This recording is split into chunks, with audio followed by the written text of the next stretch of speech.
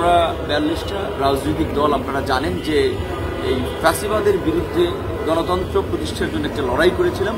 সেখানে বিভিন্ন রাজনৈতিক দল রাষ্ট্র সংস্কারে তাদের একটা নিজস্ব এজেন্ডাও আমরা দিয়েছিলাম। সম্মিলিতভাবে সেটা বিএনপির সাথে আলাপ করে আমরা একটা 31 দফার কর্মসূচি আমরা দিই। তো আমরা সে সময় 7ই জানুয়ারি নির্বাচন হয়েছে, আমরা ঠেকাতে পারিনি এই রাজনৈতিকভাবে। তার পরবর্তীতে এই ছাত্র আন্দোলনকে কেন্দ্র করে এই ফ্যাসিবাদের পতন হয়েছে, রাজনৈতিক দলগুলো সহযোগিতা করেছে, সম্পৃক্ত ছিল। এখন প্রত্যেক রাজনৈতিক দল কিন্তু যার যার সংগঠন গোছাতে ব্যস্ত এবং স্বাভাবিকভাবেই আমাদের প্রত্যেকেই তো একটা নিজস্ব চিন্তা চেতনার জগৎ আছে। আমরা রাষ্ট্রকে কিভাবে দেখতে চাই, আমরা রাষ্ট্রকে কিভাবে করতে চাই, তারপরে বৃহত্তর স্বার্থে বা মৌলিক জায়গা থেকে আমরা একমত হয়েছিলাম। এখন বিএনপি একটা বড় রাজনৈতিক দল। এই সরকারের বিশেষ করে ফ্যাসিস্ট সরকারের পতনের পরে বিএনপির তৃণমূলে নেতাকর্মীদের কিছু অসহিষ্ণু আচরণ আমাদের এই শরিক দলগুলোর নেতা কর্মীদেরকে কিছুটা মর্মাহত করেছে। আসম আব্দুর রব সাহেব তার স্ত্রী আপনার লক্ষ্মীপুরে বোধহয় একটা সমাবেশ করতে গিয়ে সেটা পণ্ড হয়েছে বিএনপির তৃণমূলের নেতাকর্মীদের বাধায় বা সমস্যায়। আমি নিজে আমার জেলায় প্রোগ্রাম করেছিলাম, সেখানেও আমি দেখেছি যে বিএনপির তৃণমূল পর্যায়ের নেতাকর্মীরা আমাদের নেতাকর্মীদের হুমকি দিয়েছে, দু একটি জায়গায় গাড়িতেও আক্রমণ করেছিল।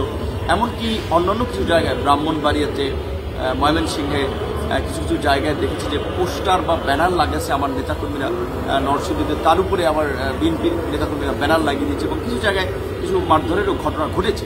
তো আমরা এটি বিএনপির শীর্ষ নেতৃবৃন্দকেও জানিয়েছি, কারণ যেহেতু আমরা বিএনপির সাথে এই লড়াইটা আমরা একসাথে করেছিলাম যুগপৎ আন্দোলনের 42টি রাজনৈতিক দল, কাজে আমরা চাই আগামীর পথ চলাটাও আমাদের একসাথে হোক, আমাদের মধ্যে বোঝাপড়ার ভিত্তিতে হোক। এখন সেইখানে কিন্তু আমার চেয়ে বিএনপিকে দায়িত্বটা বেশি নিত।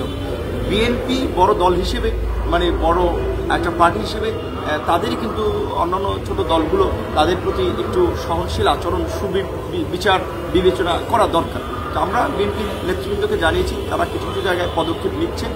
সেই জায়গা থেকে বলতে গেলে আসলে এটা ইতিমধ্যেই কিছু গণমাধ্যম এসেছে, পত্রপত্রিক এসেছে, এটা তো অস্বীকার করা হয়ে নাই। এখন বিএনপি বড় রাজনৈতিক দল হিসেবে তারা যদি এটা ফিল করে যে আমরা সবাইকে নিয়ে যেভাবে শেখ হাসিনার বিরুদ্ধে আন্দোলন করেছিলাম, এখনকার প্রেক্ষাপটে যে জাতীয় ঐক্য এবং সংহতির একটা প্রয়োজনীয়তা, আগামী রাষ্ট্রকে স্থিতিশীল করার জন্য, রাষ্ট্র পরিচালনার জন্য এই আন্দোলনকারী গণতন্ত্রের সংগ্রামী দলগুলোকে নিয়েই একসাথে পথ চলা দরকার।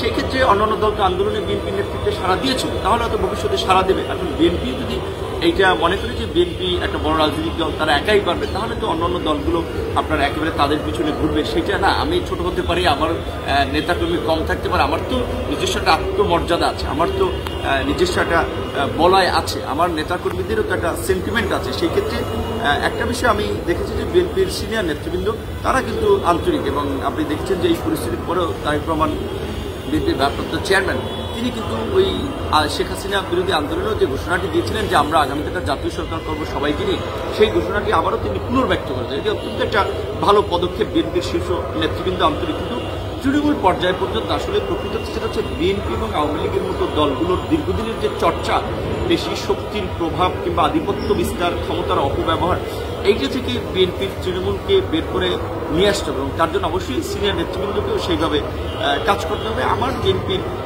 নেতৃবৃন্দ বা বিএনপির প্রতি সেটাই প্রত্যাশা। আমরা একসাথে আন্দোলন সংগ্রাম করেছি, ত্যাগ স্বীকার করেছি, জেলে ছিলাম, রিমান্ডে ছিলাম। আগামীর বাংলাদেশ আমরা একসাথেই পরিচালনা করতে চাই, সেখানে বিএনপিকেই কিন্তু একটা মুখ্য ভূমিকা